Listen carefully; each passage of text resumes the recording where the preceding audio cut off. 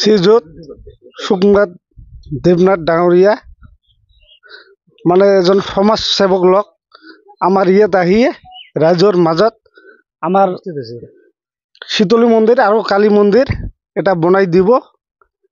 মানে এই কাৰণে আমি ভোটবিলাক তাকে দিম আৰু কি, যিমান ভোট আছে চুক্তিবদ্ধ হলো আমি। আজি তুমপুৰা গাঁৱৰ পৰা আমাৰ বিশিষ্ট সমাজসেৱক সুকুমাৰ দেৱনাথৰ ওচৰত গৈছিল যে ইয়াত মন্দিৰ দুটা আছে, মন্দিৰ দুটা অলপ বনাই দিব লাগে। এইকাৰণে আমি এই গাঁৱত আহিলো, আহি দেখিলো মন্দিৰবিলাক, আৰু মন্দিৰবিলাক কাম কৰি দিব বুলি এতিয়া প্ৰতিশ্ৰুতি দিছে কৰি দিব। আমি ইতিমধ্যে ৰাইজৰ পৰা বহুত সঁহাৰি পাই আছো, ৰাইজে বিৰাট আনন্দ পাই আছে, কামবিলাক কৰি দি আছে, গতিকে বহুত সঁহাৰি পাইছো।